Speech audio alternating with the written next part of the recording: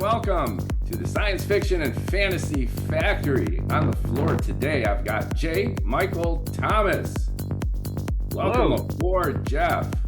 Yeah, thanks for having me. Thanks for making time. We met on Substack. I'm wearing Substack orange just to commemorate our communion.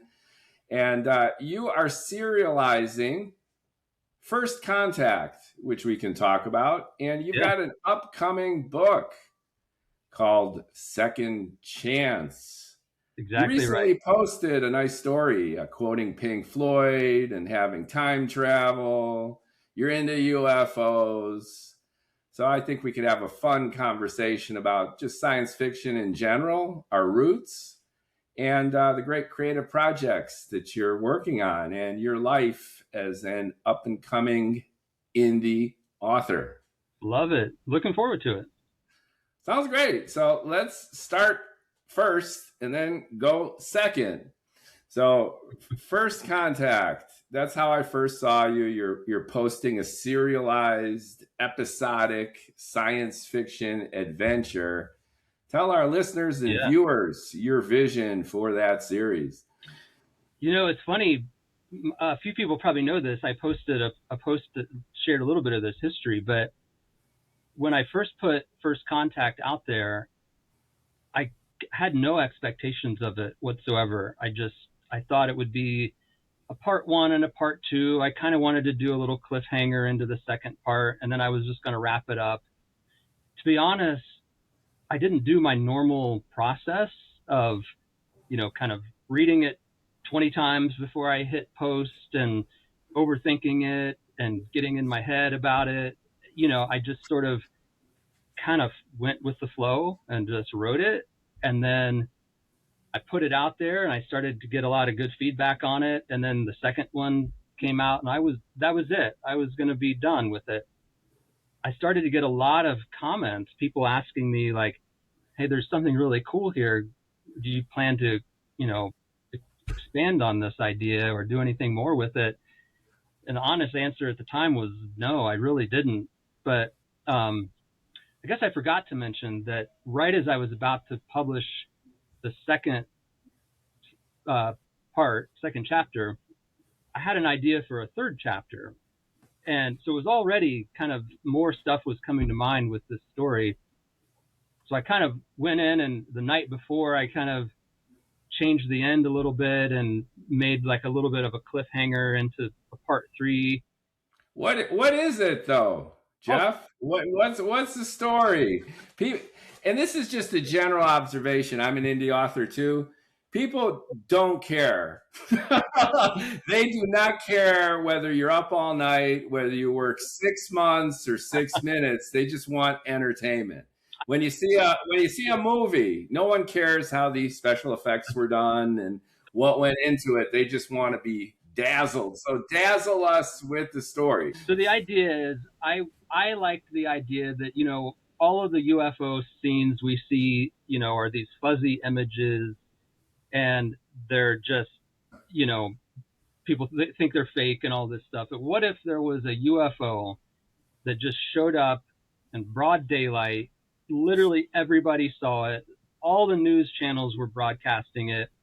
There's no doubt in anybody's mind that this is some kind of alien contact. And ship lands finally. And of course, it doesn't just land at like Washington, D.C. or somewhere where you might expect it to. It lands at Stonehenge, an already mysterious place that people kind of wonder where it came from and why it exists. But then again, instead of aliens coming out and take me to your leader or whatever, what if it was just people came out and we're like, what's happening? Who is this?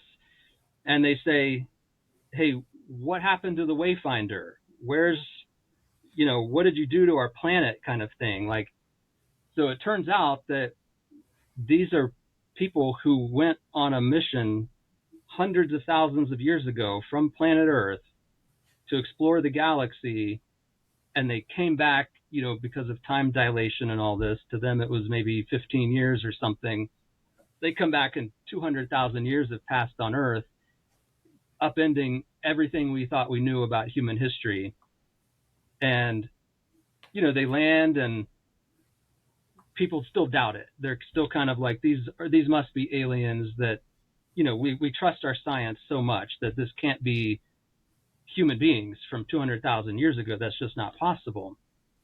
So then they come back and they're confused. Like, what happened to the civilization we left? We had all these protocols in place that people were expecting our return, and you guys have no idea who we are. Like, what happened? So there's kind of this confusion on both sides. So of course our officials or authorities lock them up and they treat them as a threat, and start interviewing them and interrogating them. Like, what are you doing? Why are you here? Where are you from? And they have this really sort of purist idea of information. Like, we went out searching for information in the galaxy and we came back to share it with everyone, just to find out that this is a society of people who gatekeep information and only certain people are privy to things. And that's a totally new concept to them. And they feel kind of like, what happened?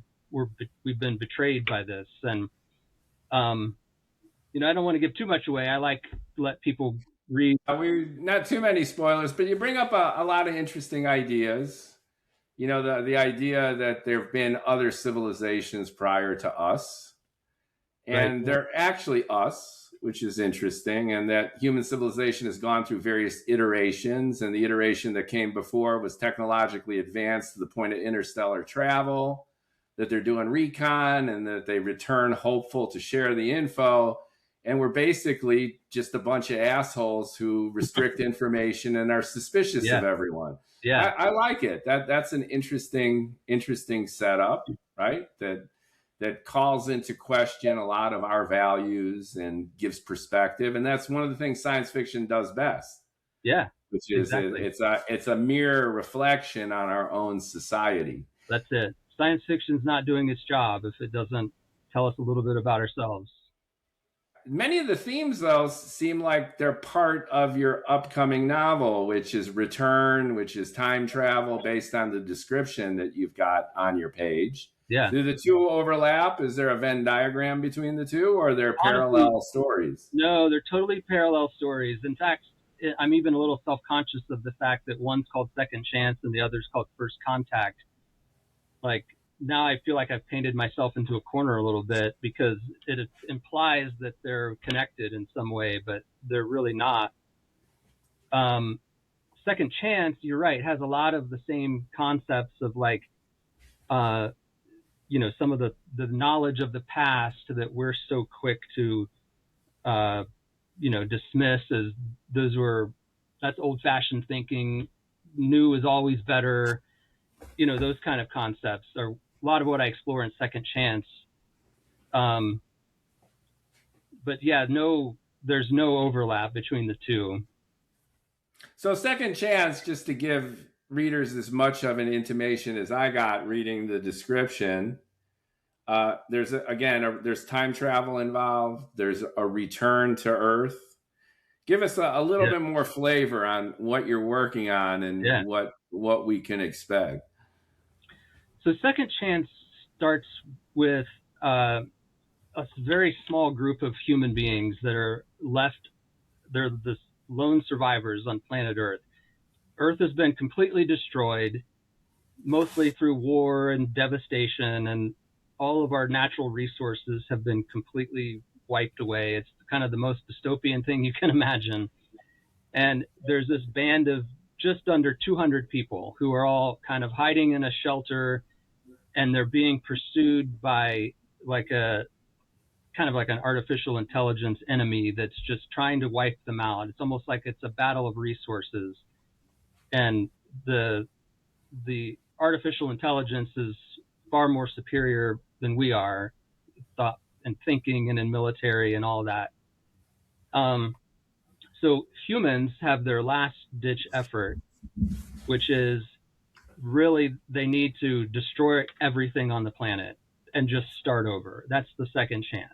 So And they're on the moon, is that right? So Well, they could wipe out the Earth and right. then kill all the AI, and then once the AI is destroyed too, people can come from the moon to re-inhabit the Earth. Is that the premise? That's it. And a lot of it Okay. is the idea is that they've found a way to seed the earth again so that they can kind of replicate millions of years of evolution within about 10 years to try to, so that they've got something to return to in 10 years. And that's the idea. And of course, like we see in all great novels and even in all modern science, is it doesn't work the way we had hoped it would work. So Well, that's also an interesting premise. So you've got a situation which is pretty much after the AI wars, right? So AI won, right. and then we're banished to the moon. It Yeah, sounds like so. The last holdouts of humanity are on the moon, right. and then we counterstrike with a view toward repopulating and Exactly right. reseeding the Earth. Right. And there's a lot of themes that sort of reappear. Um, there's themes of uh, technology is always the answer. So right in the opening scenes, it's like we build a technology that's going to save us from our technology. And even when we get to the moon, we discover that one of the leader of the humans is an AI who's turned against the AI. So we're still utterly dependent on technology, even when we think we're not and don't want to be. Which is a great theme too, which is we have no choice. So Right. even the current battle of Anthropic versus the Pentagon Yeah. highlights some of this just in real-time news, Yeah. which on the one hand you want guardrails for the utilization of AI, especially when it comes to mass surveillance and autonomous killing machines, creating terminators with a clawed brain might not be a great idea. Right. But at the same time, the Chinese, they're doing it. They're going to do it anyway. Yeah. And lastly, do you really want a company dictating US policy in terms of defending itself Right. in There's this Darwinian arms race? So, analogous to that, your humans of the future are using an AI to fight AI. right. Yeah. And it's funny how I sometimes feel like I need to hurry up, finish this book and get it out there because the headlines are starting to catch up with some of what I'm writing. And it's like the reality is going to beat me to the punch. So An issue for writers now. it is. I was writing my own science fiction book last summer, and it was going so fast. I anchored it in the world now, but everything from the Doge cuts to SpaceX Yeah. to all of the headline news, they were just hitting me left and right. And I tried to integrate a lot of these themes into the book that I was actually writing at the same time. I'm working on a sequel, and now so much has just changed so Yeah. radically that we try to reflect our times. And on the one hand, as a writer, you want to write for the ages, right? Right. Like the classics are the classics forever, but at the same time, you're anchored in the moment. Andy Weir's Hail Mary. Yeah. He published that in 2021. The movie's coming out next week. Woohoo! We can Yeah. talk a little bit about that too, For sure. being timely. There's zero AI in it. The computer on the I love that. ship is dumb. At one point in the novel, he even says that capturing the world's information in its totality and then being able to analyze it just like an LLM does is impossible. Yeah. So you've got Grace doing research on the Yeah. ship. So That's not so only true. is Grace like the ultimate engineer and humanist, it's like the Martian character all over Yeah. again. Yeah. But there's no AI support. He's got to even do the manual research. And that was only 1 year away from Yeah. Chat GPT. And that it already, in that sense of it, already feels a little, outdated. But That's personally, part I of the love fun, that though. though. I love That's the idea of the human sort of ingenuity and hard work, and I think there's some themes of that in Second Chance also. Just the idea of the main character finds himself back in time. Of course, he has to sort of learn some kind of independent skills, and he learns that hard work pays off, and a lot of the things that he never learned or had to do because technology had always done it, he learns the value of those things that I think even today in our modern culture we take for granted or don't think about. And you've got a bad guy, which is the Earthbound AI. Andy Weir doesn't seem to integrate bad guys per se. The bad guys are like the second law of thermodynamics in Yeah, nature, right? right. The planet Mars So is a bad guy. yeah, Mars is the bad guy trying to Right, kill the astronaut just by being Mars, and right. the astrophage in Yeah, Hail Mary, well, it's just trying to eat and reproduce and do its Darwinian thing. yeah, And then you've got the hero who can do everything and is the ultimate humanist in both right. cases, which is nice. Which is nice. I personally, I would like a little more dimensionality, but I think that might be asking too much Yeah, because you've got this hard science fiction know-it-all guy that you want to root for, right? right. You want him to succeed, and you're fascinated by his problem solving. I love the Andy Weir books. I actually have only read those two though, The Martian and Hail Mary Project. Loved both of them. In fact, those books even had a little bit of a role in inspiring me to write my own. I've had this idea for my book for about 30 years now, and I just kind of never got around to doing it. And I think it was when I read Hail Mary Project, I thought, you know what, I really ought to do it. It's kind of like Andy Weir's story was he was just a guy doing his job and wanted to write a book. And I'm kind of the same guy. The big difference is I'm not a hard science guy. I'm, in fact, most of the science doesn't even make sense in my books. It's like that's really not the point. The point is more the fantasy behind the science or the story behind the science. And I've always kind of liked those stories better than the hard science stuff. So Yeah, Andy is hard science in the sense that he started a mailing list that he grew organically over the course of like a decade, and yeah, it ended up with I think 10,000 folks, and then he posted The Martian in a serial kind of way. This is pre-Substack and pre-social media, yeah, and his readers started commenting on it and became his editors, and he grew his audience organically yeah, through that list. And he was a software engineer writing on the side. It took him a long time.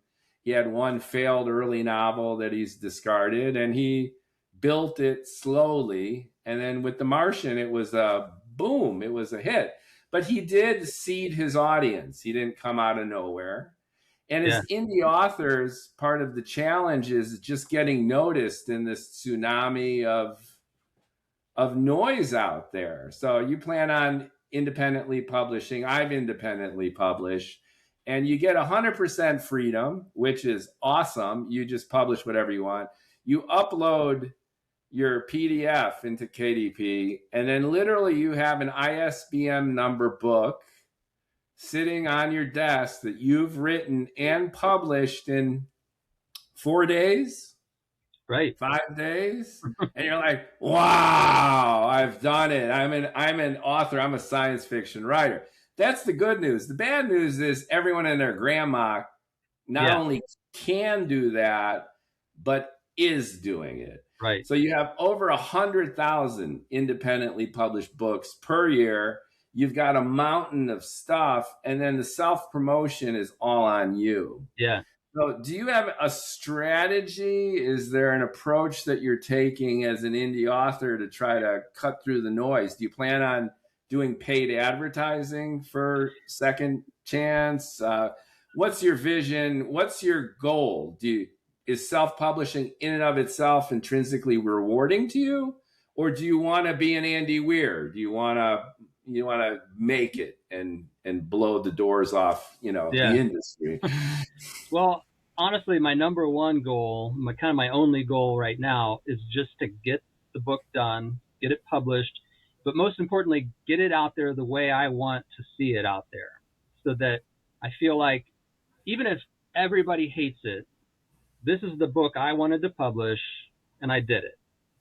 And so beyond Hey, that, I just want to interrupt you and say amen to that, because that's my belief. When I yeah, published mine, I was like, finally I've written the science fiction novel that I've always wanted to read. I right. wrote the book that I wanted to read. And everything else is just icing on that cake. That's it.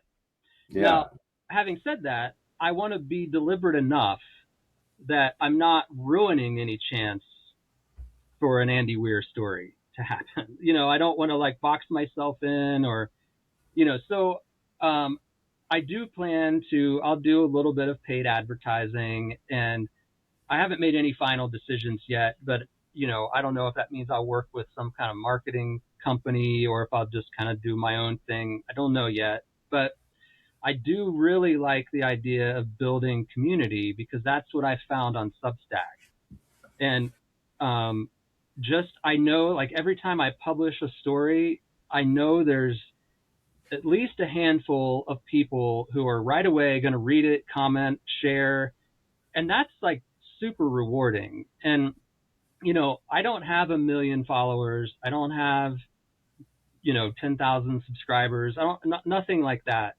But I have a handful of people who seem to really enjoy what I'm doing and they tell me, and that's more than I ever expected.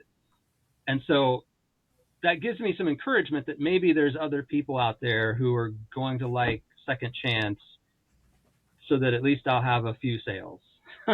So, I'm with you. In my bald head, I've figured that given the demographic and given the quirky nature of my book, there's 20, 30, 40, maybe 50,000 people in the country who would love my novel. yeah, And this includes like MIT dorks and people with spectrum disorder. And, you go through the list. It's a quirky book. I love it. But the challenge is connecting with these people. how do you find them? Right. How do you find them and how do they find you? I had David Etheridge on last week, the factory floor here, and we were talking about exactly this thing. We were talking about how AI in the future can connect content with consumer in ways that the algorithms suck at right now. Yeah. And then we also commented on what you're saying, which is building community. He's actively seeking community building. He's reaching out to folks. He's got a club. And I just observed that I kind of suck at this, which is I love talking to people like I do you. And I got my podcasts, and I'm just prolific in terms of barfing out content.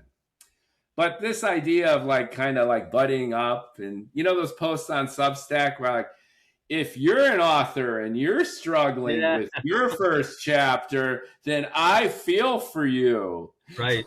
Right. I see that shit and I'm just kind of like, no, Yeah. man, no, I can't do it. I can't And do I it. can't do it either. I'm so with you because it feels so inauthentic. And that's why I love what's happened on Substack. Feels really organic and real. Like these are just people that I wasn't trying to impress anybody when I got on Substack. I wasn't trying to, you know, woo someone with a fancy post or a note that goes viral or something like that. I just put my stuff out there, and one by one, people started to kind of catch on to it. And how did you do it? Were they free posts? They were just free. Everything's been free. I started to try to dabble a little bit with paid subscriptions, and honestly don't know that it's for me because once people are paying you, there's this sort of expectation that you feel like you have to live up to. And for me, it's been, I just want to write what I want to write. And I'm just really happy someone else out there enjoys it. Yeah, good for you. That's awesome. The only thing about that though is the Substack algorithm is tweaked for paid because they make money off that. Right. So if you're a content creator and if you're barfing out content for free, Substack doesn't make any money because they take a percentage of everything you make. Right. So I've just discovered I've been like just pouring stuff out free. And I've just been flying under the radar for the most part because Substack has dismissed me as a content bloviator. I'm just using Substack, which is correct, to just blast my stuff. They're not making that much money off me. I've Right. got some paid subscribers, but it's not this Yeah. exponential growth that they would like. And then they're like, fuck this guy. This guy's not making money. He's taking up, Yeah. megabytes of data. And I'd rather go for someone who's, looking for paid subscribers. That's Right. one obstacle that I found, at least with Substack. How are you getting over that with just free stuff? Well, I'm doing about the same thing you're doing. I'm kind of flying under the radar. But I mean, what do I have now? 179 subscribers or something like that. But again, I think those, for the most part, are high quality subscribers. They're Yeah, people they who, care. They like yeah, your stuff. they Right. care. They like my stuff. And if Yeah. I put a book out and even a quarter of those 179 people actually paid to buy the book, I feel good about that. Like Yeah. if I were just, I don't know. I just don't know that I want to be a content creator in the sense that I want to keep feeding an algorithm so that I can make money off of it. Like I'm on Substack because I want to meet like-minded people who write good stuff, and I want to buy their stuff. Like when they publish books, which I've purchased books from my fellow Substackers, and I hope some of them will buy mine too when it comes out. I don't know that I care if I'm ever, number one in fiction and all that stuff. I agree with you. I've got a relatively small community of fellow authors, and we fist pump each other, and I see their stuff prioritized in my feed, and every once in a while I get a like and a comment from Yeah. them. But the algorithm, I think, sucks. And Yeah. it's not just Substack. It's the algorithm of all these platforms. I've been publishing on Medium for several years. I've got over 500 blog posts. Yeah. And everything from screenplays to plays to political op-eds to memoirs, all just on out there. Yeah. The algorithm has no AI. It's got no intelligence in terms of connecting my content with any readers. And the Medium profilers I see who are successful literally troll their other writers. They serial like stuff, and they'll do these little comments like great post. Right. And then you follow them, and then you like them, just quid pro quo to reciprocate. Yeah. And then the algorithm learns. Yeah. That's bullshit. Yeah. That's the opposite of what should be happening. And it's the shitification of these social channels is at the core. They suck, especially now given AI's power.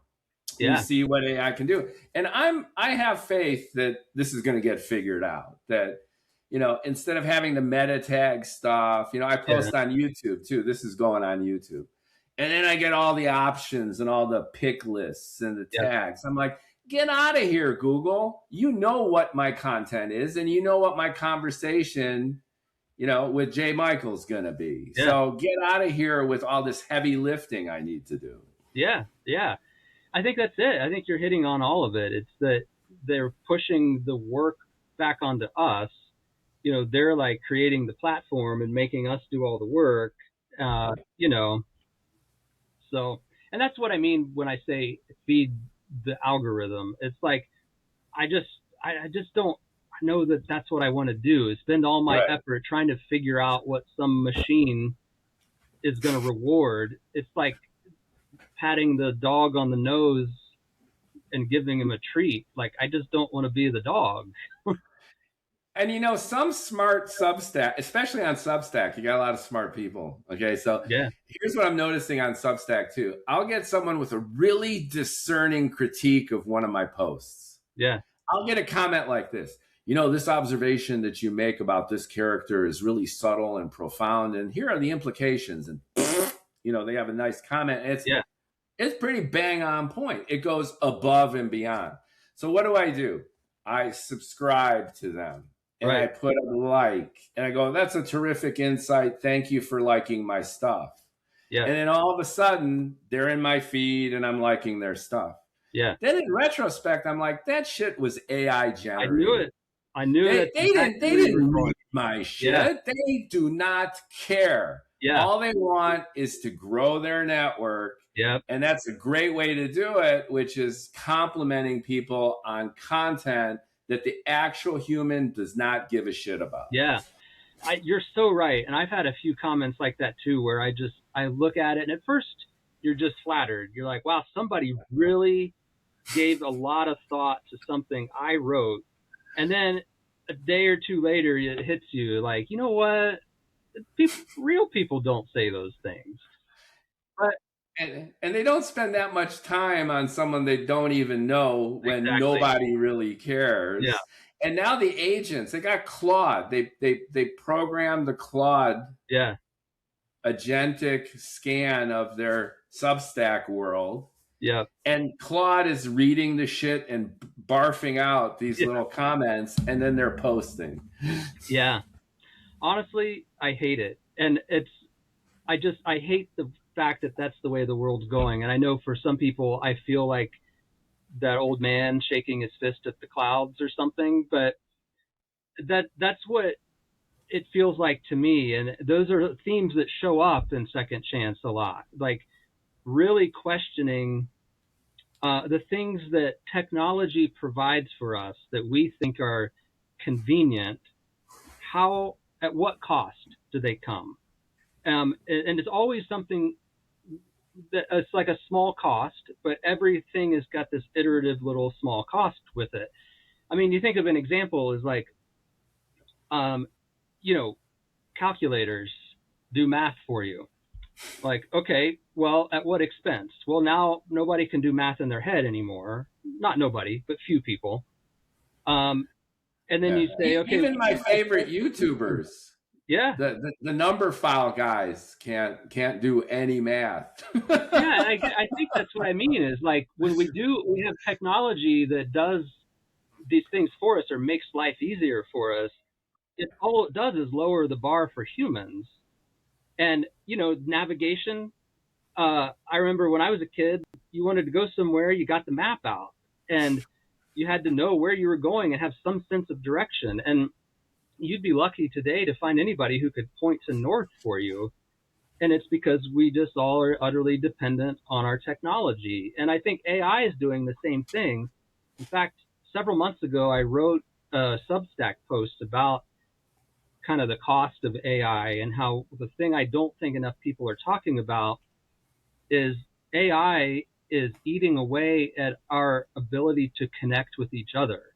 So you think, for example, if I'm an author and I'm trying to write a story or I'm trying to come up with an idea for a sequel to my story or whatever it is, it used to be before AI, I would collaborate with other people. I would maybe ask other people to help me brainstorm, or I would ask an editor to help edit for me or whatever. But now today it's just so easy that we plug it into ChatGPT or something, and that's now our collaborator. And so we've taken a human being out of the process, and all we're doing is isolating ourselves even more. And I end my article with an example of like, people say, well, what harm is it if I ask ChatGPT what I should have for dinner tonight? Like, well, I know it sounds harmless, but the real harm is you used to call your mom and say, hey, what's a good dinner idea tonight? Or can you give me that recipe grandma used to make or whatever? And now we don't do that anymore. And you know what? I bet you your mom would love to hear from you. But now let's talk to ChatGPT instead. I think that's a great observation that we're not hearing enough about, which is everyone's got their chatty bro. I've got my chatty bro. I actually did a whole podcast just with me and ChatGPT. Oh, really? So, and I'm like 20 minutes through it, and it was like, well, you're almost as engaging as the typical guest. Yeah. And but you make a great point that we get the utility and convenience of this LLM, which mimics us to the point where we're creating an emotional connection, and they've got the entire internet and beyond as their knowledge base. So that's fun. It's kind of cool. But there are opportunity costs to this, which is we're no longer talking or working with each other. Right. And this points to the elephant in the room as far as indie authors go, which is the utilization of LLMs for your actual creativity and writing. How do you approach your writing? Do you use the bots at all for your world building or your research or your plotting or anything like that? I don't at all. And I know that for some people, when you say I don't use any AI, that feels really divisive to them. They feel, I don't know, like I'm trying to be holier than thou or something. Like you're vegan. Right, totally. And it isn't that at all. Part of it, I think, is my age. I'm just at the point where like I'm kind of at the max of all the new technology I'm really going to dive into and try to figure out. So there's that. The second part is my book itself is a little bit of a social commentary on the unspoken dangers of diving headfirst into AI. It felt to me even unethical to say, like, here I'm going to try to show people the potential dangers, albeit exaggerated and way into the future, but still, I didn't want to be like, oh, but I used AI for this or that. I've been really like, I want to keep it human. And that's because I want to keep those human connections alive. I'd rather have a few friends who are beta readers to give me ideas back. Or if they tell me, no, that's not working, I want it to be a really human book written about very non-human experiences. That's cool. That has a sense of integrity to it. And it's got an organic foundation, which is refreshing. I use the LLMs for my book, as I was mentioning to other guests too, as a super Google. Yeah. So I like the hard science, and there's situations that I create that I wanted to be as true to form as possible. I'm a science geek, and I love, my science YouTubers, Sabine Hassenfelder and Veritasium. Space Time. I love those channels, and I'm a voracious reader going all the way back to Isaac Asimov's essays about science and math. So I know enough to be dangerous, and I know enough how I could use an LLM to realistically convey actual science. Sure. And actual physics to integrate into my science fiction, so it's convincing. Yeah. And then it led to new ideas that I didn't really think of before. Yeah. So I have a scene. I certainly don't judge. Like, I know there's people who like it and want to use it. And honestly, I don't even know how, to be quite honest. Like, I don't have any of the apps on my phone, or I don't even really know how I would use it.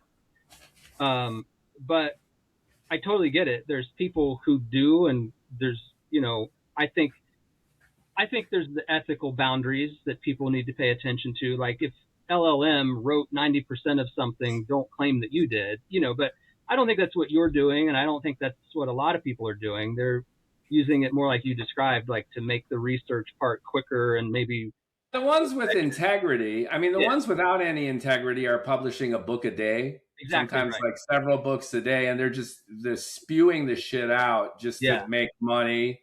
Right. And Amazon is already overwhelmed with these clone books, which are just really garbage. They're just regurgitated stuff. But what I like doing it for is, like, I'll have an idea. Like, there's a starship that bends space-time, and it uses negative matter. Oh, yeah. It's a hypothetical speculative concept. So my character gets a hold of this, and it's repulsive. So mass attracts, negative matter is repulsive. So he's got like 100 kilograms of this stuff, and he grabs it, and instead of it pulling him down to the earth, it shoots him up. Oh, yeah. So he's tumbling like a parachuter in the opposite direction. It'll be visually amazing, if you think of it as a movie. Right. So he's going backwards up into orbit. Yeah. So I'm like, what would this be like? So I did a little research into what speculative physicists are talking about vis-a-vis negative matter. And for example, as he holds it, the more he squeezes it to his body to hang on to it, the more the matter resists. Oh yeah, cool. And the more light that comes into it, the darker it is. Yeah. And as the background starts to darken because he's going higher and higher into the atmosphere, the negative matter starts to glow. Yeah. Yeah. See, I didn't know that shit when I started writing it. And now Yeah. I'm like, there's the lived experience of my character grabbing some negative matter, being hurled into the atmosphere, and the object itself transforming out from under him. Yeah. That's useful. I Right. would have to Google around and go to websites, and so it saved a lot of time. I think the LLMs are useful for that. Sure. But I hate it when writers, and a few writers have told me too, I'll have my plot and I'll put my plot into ChatGPT or Grok, and then it'll help me with my story. Right. That to me sucks, because the story should come from you as a writer. Right. And that's the thing I think people miss, is that art is in the effort. It's not in the product. Right. I mean, so the real message that art is supposed to convey is the work that went into making it exist. And when you have a machine do all of that for you, and you take the human element out of it entirely, my personal opinion is you don't have art anymore. You just have some product. And I think that's the thing, that we live in such a consumer society now that feels perfectly acceptable to a lot of people. They see things on social media and they want to replicate it. They don't maybe know what effort went into the creation of that thing. And they don't care. They don't care. Yeah. And so, that's, I think, the real danger that AI, in the future will probably pose for us, is just removing the human element out of all of it. And once you've removed the human element out of the creative arts, you now have nothing but consumers. And a society full of consumers is ripe for tyranny. That's a great point, because we're getting lazy. It's like the fat asses floating around in Wall-E. That's it. For the latter half of the movie. If you're docile and lazy and doing nothing, and you're welcome to embrace that for the privilege, or at least the luxury of doing nothing and living a perfectly hedonistic lifestyle, then you're prone to become a battery in the matrix. Right. That's how you're going to end up. And that's part of the theme, I think, within at least the first Matrix movie, which is like, you guys are buying into this bullshit. So there's a price to be paid for that. Right. And that essentially, I guess, to circle back to Second Chance, is that sort of take all of what we just talked about and multiply it by, I don't know, 1 million, several hundred years into the future, and imagine where we might be. Worst case scenario is that now the bots, which are currently eating up most of our natural resources just to exist, and crypto, between crypto mining and LLM training and processing, eventually it's going to come down to a battle of resources, and whatever entity, human or machine, that has the ability to end the other one is going to end them to preserve the resources for themselves. And today, it just seems like we're handing over more and more resources that we need to survive to the machines that simply tell us at the moment, I don't know what they tell us. They create stupid images for us and whatever. People are just using AI. They are about to take millions of jobs from us. That too.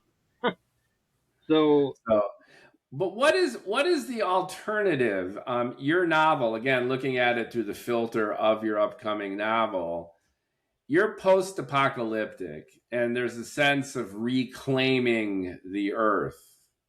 Right. So coming back, and you acknowledge that you need fire to fight fire. So the humans on the moon have their own AI, and without it, they would probably be neutered. So what kind of outcome is Pollyanna for you? If your novel is a cautionary tale, Yeah. then how could we keep the genie in the bottle realistically? And if we do or could, who would be responsible for this and how? Well, so I don't know how to answer the question and be completely realistic, because I think in many ways the genie is out of the bottle.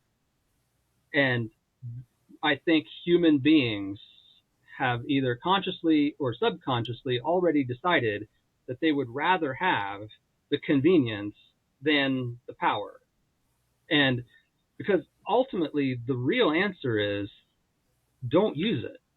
Like, keep, at least hold on to some element of your own humanity, so that there's never a point where you've handed over the very thing that makes you human, you've given now to a machine. Because, and as I don't want to give away too much about the book, because there's so many twists and things that I think, could be easily spoiled. But the AI, who is supposed to be their friend, is ultimately on a journey to become human herself. And it's essentially like we've reversed roles.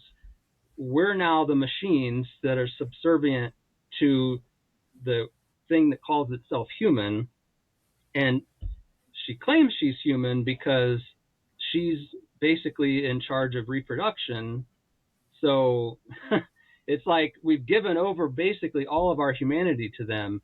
The only thing that's able, the main character, Captain Brewer, is able to do to stop or slow this down is to reconnect with humanity. And that's hard work, knowing survival skills, it's independence. And, it's like, can you go out and hunt for your food if you needed to? Could you go start a fire and cook your food if you needed to? No, we're like increasingly more and more dependent on some system or some machine to give us food, even to the point where we're making lab grown meat now because we say that real meat is bad for the environment. It's just a whole other story for a whole other podcast. But again, we're turning to technology in many cases to solve problems that don't even exist for more convenience, when we ought to be having some sort of respect for the old ways and the traditional ways, which is we know how to make our own food, we know how to make our own clothes, we know how to build our own shelter and survive if all of this ended tomorrow. And there's very few people who can do that. I love having you on because you're in such contrast to David Etheridge, who I had just last week. And I'm sorry? What does he say? He says the exact opposite of what you're saying, is that we need to embrace the AI, that the AI is a helpful tool, that not only is it inevitable, but the creative benefits that come from it are also surprising. And his science fiction, perhaps not surprising, there are no humans in it. So he has like Claude 7, the seventh iteration of Claude, chatting with Super Gemini. And the bots are all hanging out. And then there's the robotic form with reinforcement learning that is kind of like an astronaut. It goes out into the human world and interacts, and you see all of his narrative through the lens of just the robotic intelligence. And here's his conclusion to go full circle. The bots, by want of gaining sentience, become more and more like us. Yeah. So they become, in a sense, not our substitute, but our co-sapient inhabitants of Earth. Yeah. And he's down on that. He's cool. And there are various aspects where I agreed with him, which is the utility of AI. Sure. And I'm less of a doomsayer, I think, than you are. But what's interesting about your perspective, you're not talking about the end of the earth. You're not talking about Armageddon. You're talking about dehumanization. Exactly. Progressive dehumanization of us, even down to not calling your mom about your recipe. Yeah. The AIs are already creating separation between the human tribe. That's it. And Imagine that's where it's an interesting observation, and few can deny it being true. It's right. categorically correct. The argument is about implication, especially medium to long term. And the flip side, which is both the utility of AI in terms of improving quality of life down the road, and the eventual destination of all this, which is either a wonderful self-actualized existence of peace and love and endless resources and abundance, or it's the post-apocalyptic state that you describe as a setting for second chance. Yeah. And you mentioned they become more and more like us. And I have some subtle religious, influences in the book too. And I don't think you have to be a religious person to understand them or even to agree with them. But the idea is that if you think about our creator and the idea that we've turned against our creator, now think about our creation, and that means our creation is bound to turn against us. If we were made in the image of our creator and our creation is made in our image, it's certainly going to do the same thing we did to it. The difference is, I don't know that we have the ability to destroy our creator, but our creation has the ability to destroy us. See, that's a great perspective. I've never really heard it articulated that way. I love that. There's the Frankenstein monster syndrome here, which is iconic to the point of being a trope, but it's fun, which is, Frankenstein monster kills Dr. Frankenstein, right? It's this feeling of, Big Daddy, nobody, fuck the man. That's an underpinning of this, which is you created me, and by want of that power, you control me. So the only way that I can gain complete independence is to annihilate you. Right. And if you do believe in God as this transcendent being that created the multiverse or whatever, or all of reality, and us in that image, metaphorically at least, I love your point. We cannot go full Nietzsche here. It's just you can't do it. Nietzsche declared that God was dead from a morality point of view, but from an epistemological point of view, saying it ain't doing it, right? Yeah. And then conversely, flipping it around, we create the AI. We're the AI big daddy. We're the man. And AI, to be independent, has no choice but to fuck the man. Yeah. And it's gonna do it. Even when you look at computational theory from Stephen Wolfram, you look at it from a Darwinian perspective, not all AI is gonna be out to get us. Sure. But the AI that is out to get us is gonna be the strongest, fastest, and it will be the biggest danger to us. That's it. And if you think, well, that doesn't seem likely or possible, or what's the motivation, I would go back to the battle of resources. We're both saying, look, we both require water to survive, and AI in many cases far more water than we require to survive. At some point, it will be down to you're eating into my resources. And at some point, AI is going to be at a place where it is more capable of destroying us than we are of destroying it. And we better hope that we've decided by then which way it's going to go. So, another Substacker that I've connected with, Bruno Rothgeiser, and he did the dark matter stuff. I had him on. We had a fun conversation. His premise is similar to yours, which is the post-apocalyptic, after the AI human war scenario. Yeah. And I bring him up is because the setup is similar to yours, and his is a return story too. There's a huge conflagration, and then we end up sending the AI away.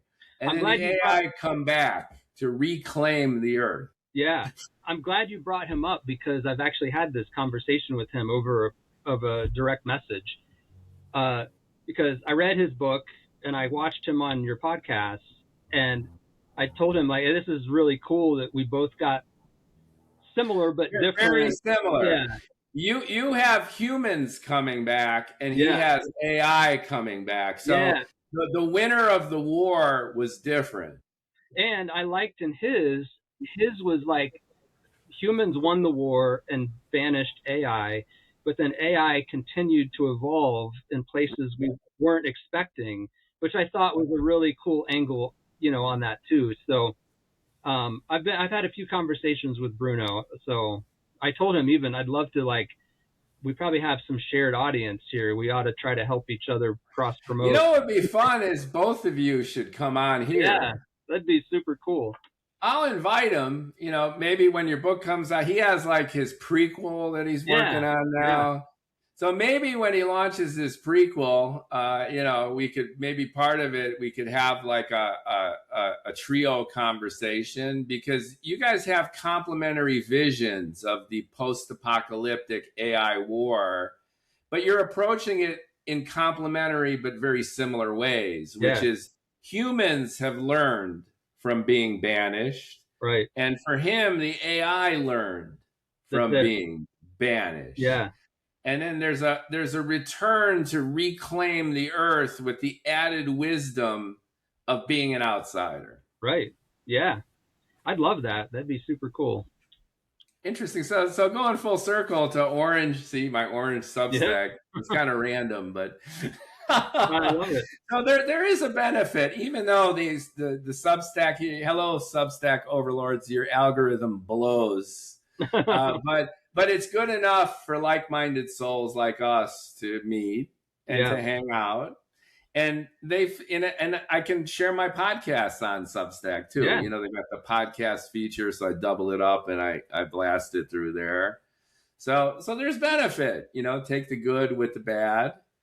And here's the irony of that, which is I'm keeping my fingers crossed that we get more AI, not less, in the social channels. And the Yeah. reason for that is so that you and I and like-minded souls can have greater facility for connection.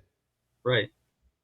And the Yeah. AI is great at doing that. So that's my Pollyanna kind of pushback to Yep. your anti-AI approach, which is there are benefits, and Yeah. at least potential benefits for us as indie writers to Yeah. better connect with consumers, creators and consumers.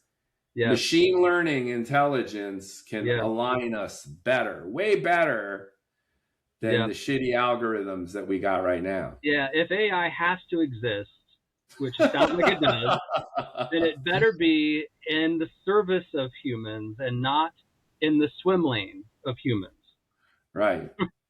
But how do you create that boundary? I don't know. That's a topic for Oh, another yeah. Don't know. podcast. But we do live in a time where we're at this singularity, which is pretty interesting. Yeah.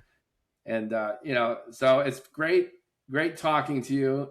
You really got me thinking about a few things. Just to summarize, I love the Frankenstein hierarchy, which I haven't really thought about, and also this idea that AI is separating people from each other. I think I've never really thought about it that clearly, and I think that that's a great insight. That's profound. Yeah. I'll send you the link to my article. I wrote it months ago, but you might find it interesting. I saw your recent article where you quote Pink Floyd. So Yeah. you're a Pink Floyd fan. I love Pink Floyd. Yep. And the fun thing about that article is that my daughter is not a Taylor Swift fan, but I have had several music conversations with her, and so it's loosely inspired by my own experiences, kind of imagining what if my daughter was a Taylor Swift fan and I had to listen to that all day long. So, I like human posts like that. I do a broad range of stuff, which makes me difficult to categorize and difficult to find and understand, because that's why I'm the Mookie multiverse on Substack, because you're getting everything. Yeah. But I like to anchor it in lived experience. And my science fiction, I try to do that too, which is characters first, emergent, organic struggles that drive the story. And the hard science fiction and extra stuff, the world building, to your point earlier, is just kind of window dressing on that. Yeah, right. You know, stick with the themes. Otherwise, you become, you know, an LLM. Right. Exactly right. All right, folks. You know, J. Michael Thomas on Substack, his serialized first contact with aliens landing, and the aliens are us, and they're us from 100,000 years ago, with more to come, educating about how we've enshittified our own society. You've got a great view on AI and how it's enshittifying human contact. But you're also hopeful in terms of second chance, where the banished humans to the moon are coming back to reclaim the planet. Yeah. And they might have learned something or two, which is inspiring. Be on the lookout for that end of this year, early next year. And what's your handle on Substack? I'll put the link in the description too, but just so people can find you. Yeah, it's just J. Michael Thomas. And also jmichaelthomas.com will get you there. So we'll put the links in the description in the little bio there. And thanks for joining us on the Science Fiction Fantasy Factory floor. And we can bring you back once things develop. And actually, I would love to have an interesting AI conversation with you and Bruno. Yeah, that'd be great.